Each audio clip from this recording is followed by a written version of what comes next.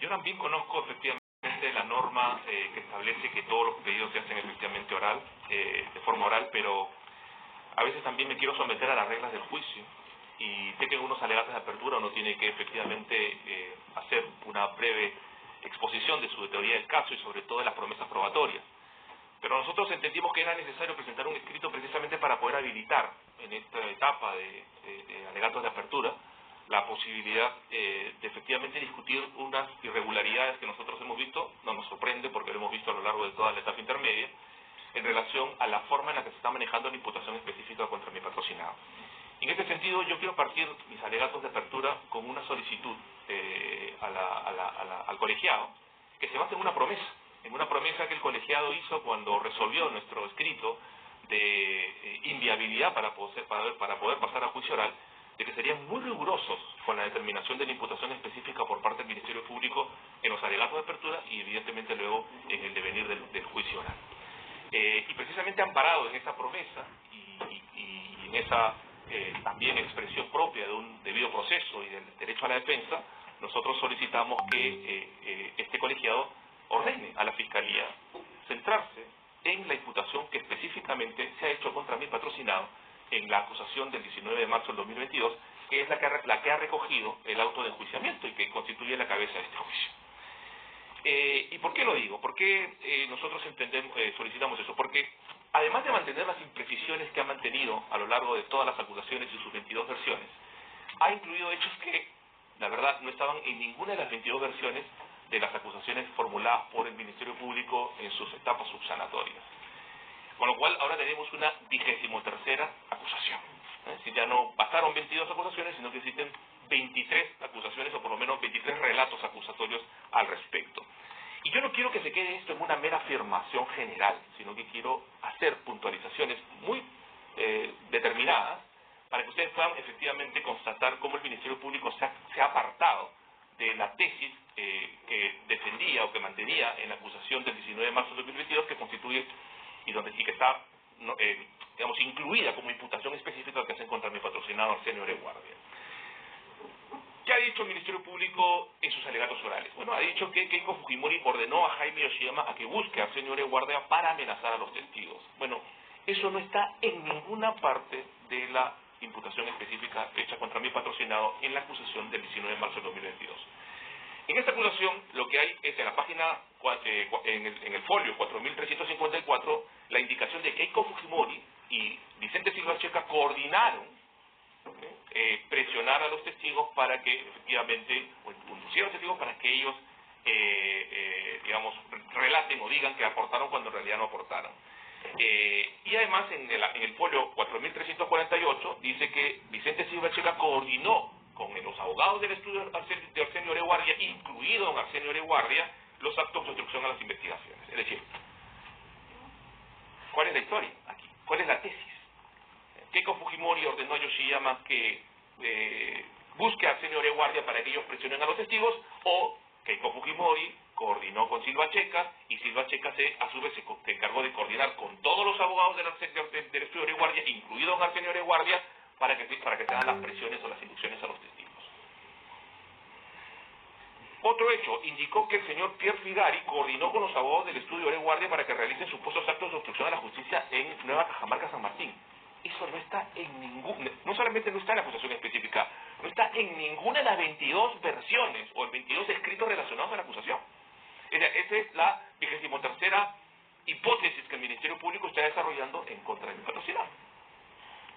El señor Pierre Figari nunca ha sido mencionado en la acusación, ni en la acusación específica, ni en ninguna de las otras acusaciones como una persona que haya tenido algún tipo de coordinación con el estudio Oreguardia y sus abogados para ejercer actos de presión en Nueva Cajamarca, San Martín. En sus alegatos de apertura ha dicho el señor fiscal que Arsenio Oreguardia instruyó a sus abogados para que obstruyan a las investigaciones, pero en su acusación, en la acusación y en la imputación específica de la acusación del 19 de marzo de 2022, no establece ningún tipo de indicación sobre una labor de instrucción o de orden realizado por mi patrocinado en relación a los abogados que componen su estudio, que dicho sea paso son 2 y no 6 como lo pretende el Ministerio Público. De hecho, hecho, lo que dice la acusación específica de la acusación del 19 de agosto del 2022 es que mi patrocinado, en concertación y reparto de funciones, indujo a los testigos a que declaren falsamente, pero no establece ninguna indicación específica de que él realizó una orden, una instrucción, ¿no? Porque además ni siquiera establece algunas circunstancias sobre ese supuesto hecho. ¿Qué más ha dicho en sus alegatos orales el señor? Bueno, que efectivamente se han hecho instrucciones a los testigos, inducciones a los testigos en las declaraciones que estos prestaron en la zona de Nueva Cajamarca, San Martín, cuando eso fue objeto de control de la investigación, de control de la acusación a nivel de etapa de control, y efectivamente en la acusación, que supuestamente es la recogida por el auto de enjuiciamiento, se excluye expresamente como precisión de la misma Fiscalía los casos referidos a inducciones a testigos en San Martín, Nueva Cajamarca. Es decir, está reintroduciendo en sus alegatos orales algo que en etapa de control de acusación fue descartado. Y es que el estudio Oreguardia y obviamente mi patrocinado no tuvieron ningún tipo de participación en la supuesta inducción a los testigos que declararon en Nueva Cajamarca, San Martín. Pero el fiscal lo reintroduce en sus alegatos de apertura. ¿Qué ha dicho también el fiscal en sus alegatos de apertura? Bueno, ha dicho que Arsenio Oreguardia amenazó, es coautor no ejecutivo del delito de obstrucción a la justicia por haber amenazado a los testigos para que declaren falsamente sobre sus aportes en las campañas de 2011-2016. Si se van, señores jueces, a la acusación del 19 de agosto de 2022, que es la que recoge el autoenjuiciamiento, y van a la parte donde está la imputación específica contra mi patrocinado, no existe una mención, una palabra que pueda acercarse siquiera al término amenaza. Es decir, ni siquiera está el término amenaza, pero ni siquiera alguna palabra sinónima, cercana a la amenaza. ¿Qué es lo que dice la acusación en su imputación específica? Que indujo a los testigos, no que los amenazó. Y como sabemos, la amenaza es una cosa y la inducción es otra cosa. Una amenaza no implica inducción, una amenaza implica instrumentalización. Una inducción implica convencer por diversos mecanismos a una persona a realizar un determinado comportamiento. Y no solo eso, sino que además en su introducción política a los alegatos de apertura se trajo como un dato relevante el hecho de que miembros del estudio Oreguardia habrían participado en la elaboración de proyectos de ley para modificar la ley de crimen organizado y de esa forma beneficiar a las personas que en ese momento se encontraban siendo investigadas. Independientemente de que eso es falso, porque el doctor Eduardo Alcócer y el doctor Frei Valenzuela precisamente relataron lo contrario, yo no entiendo por qué se puede hacer la promesa si es que se sabe que ellos han declarado que en lo absoluto han participado realizando modificaciones a la ley de crimen organizado para poder beneficiar a las personas investigadas, sino que la pregunta que nos hacemos es ¿qué pertinencia tiene esto en una imputación por obstrucción a la justicia a unos testigos? ¿Qué relación y qué vinculación tiene eso? Ninguna. Entonces, como ustedes pueden ver, señores miembros de este colegiado, lo sucedido muestra cómo esta acusación, cómo esto que nos está llevando a juicio, y específicamente a mi patrocinado, con 82 años, lo está llevando a juicio, es una imputación que no solamente es imprecisa, sino que además es una imputación que va cambiando y va modificándose según un poco quizás los momentos procesales. No sé si esto es producto de algún tipo de estrategia, obviamente no conforme a las reglas del debido proceso, o en todo caso simplemente es a la falta de claridad sobre lo que finalmente se está trayendo a juicio. En uno y en otro caso, el hecho es, señores jueces, que no podemos nosotros permitir que el Ministerio Público en unos alegatos de apertura introduzca hechos que no han sido contenidos en ninguna parte de la acusación o peor aún los modifique.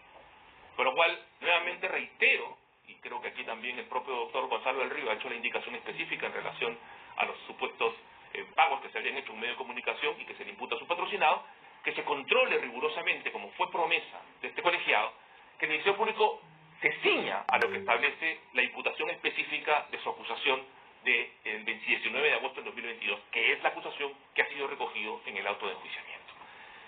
Y haciendo esta precisión y por lo tanto determinando que claramente el objeto del proceso, aunque entendemos que con bastantes deficiencias es la acusación del 19 de agosto del 2022, yo voy a hacer mis alegatos de apertura. Los alegatos de apertura van a estar referidos no a la historia que nos ha contado el señor fiscal en sus alegatos de apertura, sino en la imputación específica que está contenida en la acusación del 19 de agosto del 2022, y que es, reitero, la que ha sido tomada por el auto de enjuiciamiento.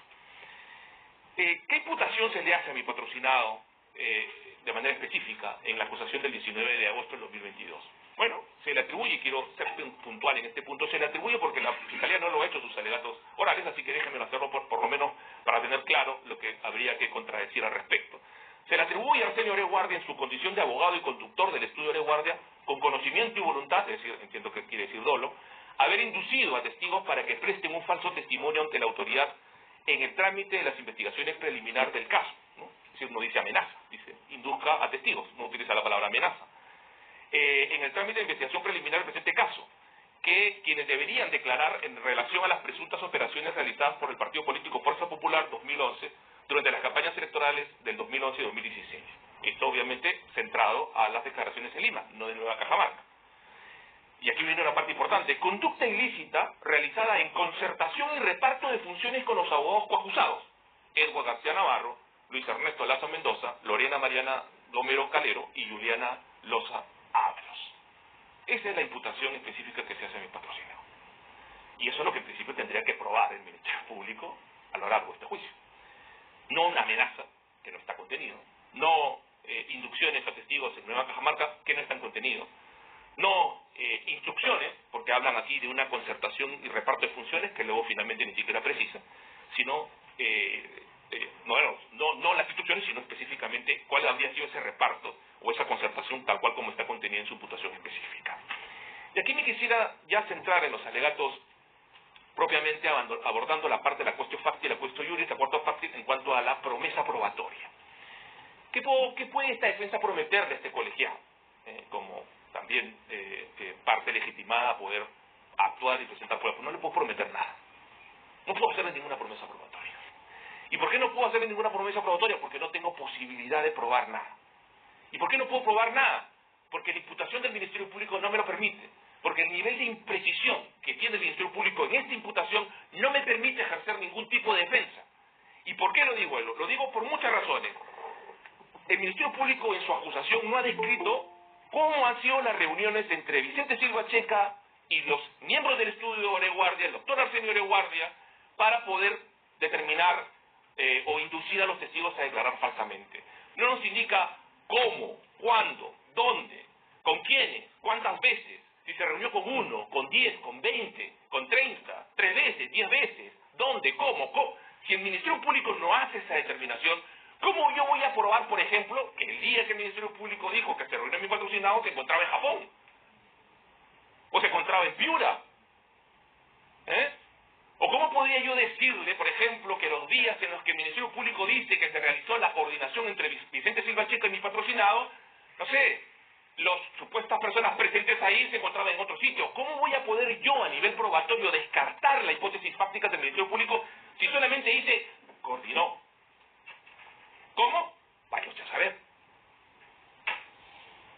No puedo prometerles probatoriamente nada, señores miembros del colegiado, porque no tengo posibilidad de discutir probatoriamente algo que está formulado en niveles de abstracción. No hay un hecho concreto, histórico, determinado. Claro, y seguramente se vendrá con el San Benito de es que es un acto clandestino. El acto clandestino no significa que no se tenga que formular como hipótesis fáctica. El acto clandestino significa que no tengo prueba directa, porque es clandestino. Con lo cual tengo que construirlo con prueba por indicios. Pero tengo que narrar ese hecho clandestino. ¿Acaso una violación sexual, que por ejemplo es un delito clandestino, no tenemos que definir cuándo se violó, cómo se violó, de qué forma se violó? Por supuesto que tenemos que hacerlo. Bueno, pues de la misma forma. Si esta coordinación entre el señor Silva Checa y el señor Arsenio Oreguardia para presionar a los testigos se realizó, bueno, que me diga cómo, cuándo, dónde. ¿Quiénes participaron? 1, 2, 3 veces, 10 veces, él solo, con más personas. ¿Quiénes eran las otras personas? Que son hechos obviamente también relevantes. Tampoco voy a poder prometer nada probatorio en relación a la acusación que hace el Ministerio Público específico contra mi patrocinado, nuevamente en la acusación de agosto del 2022, cuando dice que Arsenio Oreguardia indujo a los testigos en concertación y reparto de funciones con los miembros del estudio Oreguardia. ¿Y por qué? Porque no puedo probar algo que el Ministerio Público no ha dicho. Porque no ha dicho cuál es la función que en el reparto tuvo que hacer mi patrocinado. ¿Cómo fue? ¿Se reunieron? ¿Se juntaron? ¿En qué sitio? ¿Dónde? ¿Cómo se repartieron? ¿Se reunieron 1 vez, 2 veces, 3 veces? cuál fue la función que específicamente le correspondió al doctor Arsenio Oreguardia. ¿Cómo voy a poder decir que esto no es verdad porque el señor Arsenio Oreguardia no estaba aquí, estuvo allá, o porque en ese momento estuvo en una reunión familiar? Traer testigos que digan en ese momento era imposible, porque no tengo el dato fáctico para poder discutirlo probatoriamente. Porque la imputación es una imputación genérica, ¿no? Como decir, A mató a B, el imputado mató a la víctima. Ya, ok, pero ¿cómo lo mató? ¿Dónde lo mató? ¿De qué forma lo mató? Si no, no voy a discutir, me genera imposibilidad de defensa en términos probatorios. En el control de acusación se le pidió que haga una precisión sobre la forma y modo en la que mi patrocinado habría hecho esta supuesta inducción a los testigos. Y el Ministerio Público en esta acusación, del 19 de agosto de 2022, estableció que iba a hacer la precisión ¿cómo? Copiando la respuesta que el señor Jorge Yoshiyama Sasaki, colaborador eficaz, ya revelada su identidad, hizo en relación a estas reuniones. Y no que el Ministerio Público la copió, ni la hizo suya, no. Le sacó un screenshot, es decir, ha copiado en términos literales y ha anexado para hacer esa precisión lo que dice el señor Jorge Yoshiyama Sasaki en relación a las reuniones tenidas en el estudio Arsenio Oreguardia. Si uno revisa, señores jueces, esa declaración, va a determinar que el señor Jorge Yoshiyama Sasaki dice: yo me reuní una sola vez con Arsenio Oreguardia. Y en esa reunión me informaron que eran abogados del partido Fuerza Popular, cuál era la fiscalía que estaba a cargo de esa investigación y que en la etapa en la que estábamos estaban llamando a declarar los testigos. Esa es la única indicación que hizo Jorge Yoshiyama Sasaki en relación a la reunión que tuvo con mi patrocinado. De hecho, y le doy un dato, todos los testigos han declarado que no conocen a mi patrocinado. O sea, todos sus inducidos, sus amenazados en informe oral, pero todos han dicho que no conocen a doctor Arsenio Oreguardia. El único que dice que lo conoce es Jorge Yoshiyama Sasaki. Y ha dicho que la única vez que se reunió fue para tener una reunión con el tenor que yo acabo de mencionar. Entonces, ¿voy a poder discutir yo probatoriamente eso? ¿Qué tengo que discutir probatoriamente eso? Si es verdad. Es verdad. No sé si la reunión, pero es verdad que era abogado de Fuerza Popular, que es verdad que en ese momento se encontraba ante la 26 Fiscalía de Lima, que es verdad que en ese momento se estaban llamando a declarar a los testigos. Por supuesto que es verdad. Pero eso es obstrucción a la justicia. Por todo lo anterior, señores magistrados, lo único que va a suceder, lo único que se puede esperar probatoriamente, y esto sí es una promesa, es que vamos a demostrar que el Ministerio Público no tiene prueba de nada, porque simplemente lo que ha hecho es una descripción genérica, sin ningún tipo de determinación de hechos concretos. No tiene ninguna prueba por el cual pueda vincular a mi patrocinado Arsenio Oreguardia como un inductor, como una persona que indujo a testigos a declarar falsamente. Lo único que en todo caso va a poder probar es que el doctor Arsenio Oreguardia es conductor del estudio Arsenio Oreguardia. Sí, eso lo va a poder probar, ¿no? Va a poder probar también seguramente que dos de los abogados, que son el doctor Eduardo García Navarro y Luis Lazo, formaban parte del estudio cuando sucedieron los hechos. Sí, lo podrá probar. Ahora, no sé cómo va a poder probar que Lorena Gamero, Juliana Loza, ¿no? Y el doctor, la doctora Danae, bueno, Danae ni siquiera está incluida en la acusación, puedan formar parte del estudio Oreguardia. Va a poder probar que el señor Vicente Silva Checa realizó asesoramiento corporativo al estudio Oreguardia. Por supuesto que lo va a poder probar. Eso sí, claro que lo va a poder probar. Porque efectivamente es verdad. Y va a poder probar que el doctor Arsenio Oreguardia y su estudio fue abogado de Fuerza Popular durante las investigaciones. Por supuesto que lo va a poder probar. Eso es lo que va a poder probar. Ahora, el salto lógico, probatoriamente hablando, de eso a una obstrucción a la justicia por inducción a los testigos, permíteme tener serias dudas sobre esa posibilidad. Los testigos van a declarar, señores magistrados, todos, porque ya lo declararon, que no conocen al señor Oreguardia. Y que el único que lo conoce es Jorge Yoshiyama Sasaki, con las indicaciones que ya antes he indicado. Y con la narración específica a la que ya antes he hecho referencia. Arsenio Oreguardia ha declarado que es efectivamente el conductor del estudio Oreguardia. El señor Eduardo García Navarro, abogado también del estudio, ha declarado que él es el jefe dentro del estudio Oreguardia. Y eso no dice nada sobre algún tipo de labor de inducción a los testigos. Y el Ministerio Público utiliza una respuesta que el señor Jorge Yoshiyama Sasaki, beneficiado con colaboraciones eficaces, ¿no? Beneficiado con no haberse le dado en su momento una prisión preventiva, como el resto de personas que pasaron largos meses en prisión. Cuando se le pregunta si el señor Orsenio de Guardia sabía las coordinaciones que el abogado Edward García Navarro hacía con los testigos, ¿no?, para prestar las declaraciones, lo que dice es: supongo que sí, porque era su jefe. Es decir, una conjetura, una opinión, cosa de la que los testigos no declaran, porque es una opinión, es una conjetura, los testigos declaran sobre hechos, es lo que el Ministerio Público está utilizando para decir que mi patrocinado, independientemente de que la conducta del doctor García Navarro no reúna los elementos típicos del delito de obstrucción a la justicia, pero es la forma por la cual se arrastra mi patrocinado con el título de coautor no ejecutivo. Como pueden ustedes ver, señores magistrados, probatoriamente este caso es un bluff, no tiene nada. Gritó la tierra, ¿no? Se abrieron los montes y el mundo parió un ratón.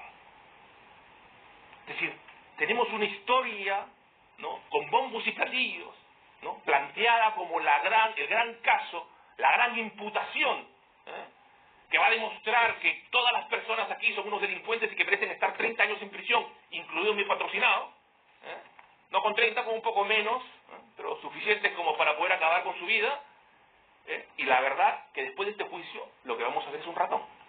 Es decir, absolutamente nada irrelevante. Y esto no solamente en el tema probatorio, señores jueces, sino también en el tema jurídico. ¿Por qué? Bueno, porque el Ministerio Público está imputando a mi patrocinado una forma de imputación que no está en el Código Penal, que se llama coautoría no ejecutiva.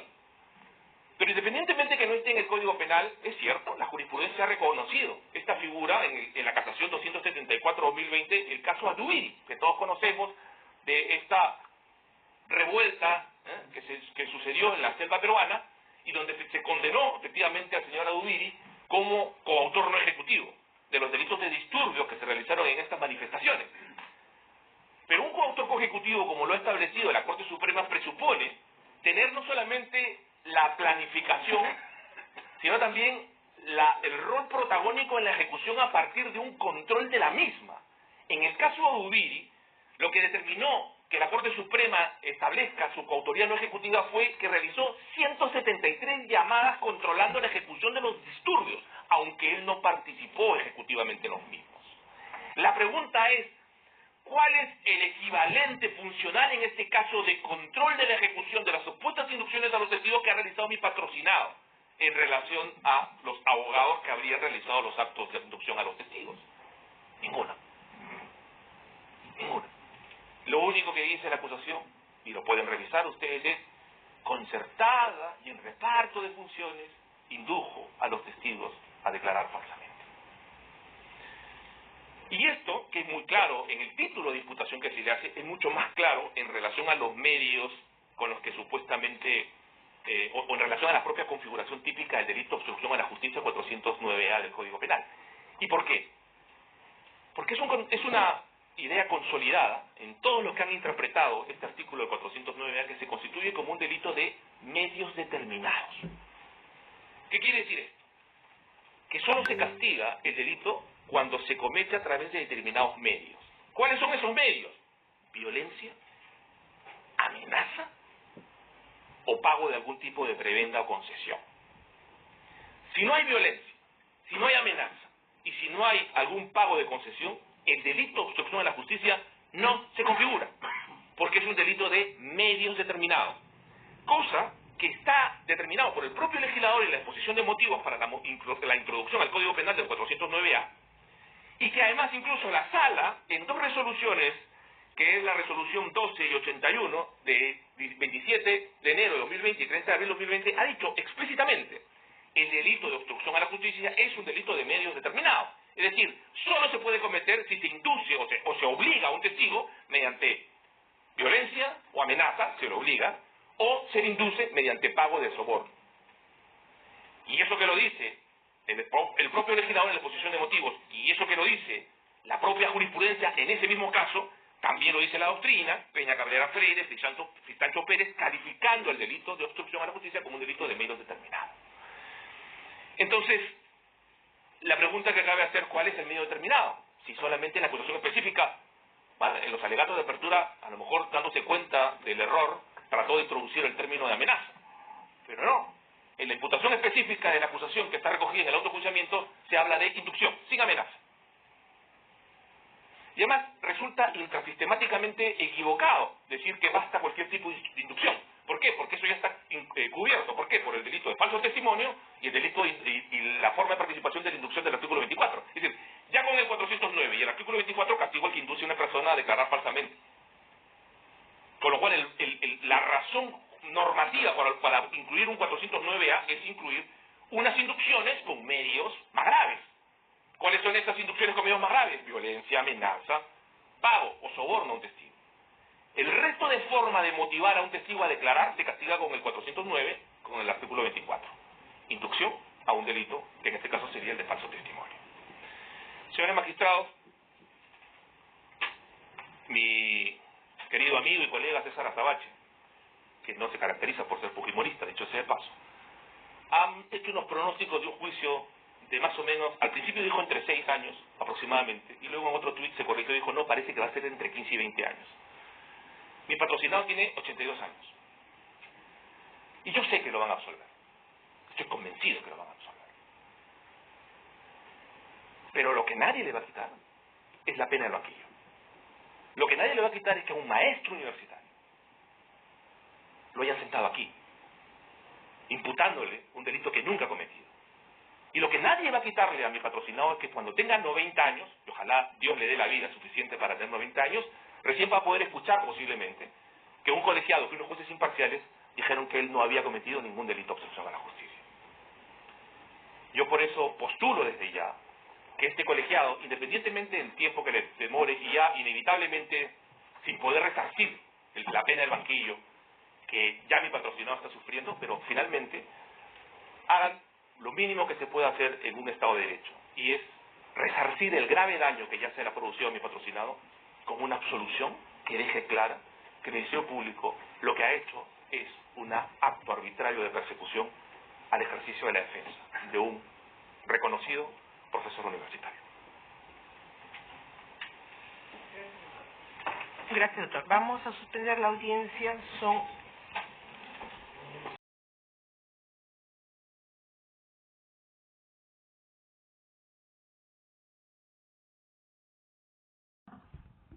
¿Nos dice defensa de quién es, doctor? Jaime Yoshida Matanaga. Sus señorías, no es un secreto que el proceso judicial y particularmente el proceso penal emula al proceso científico o al método científico.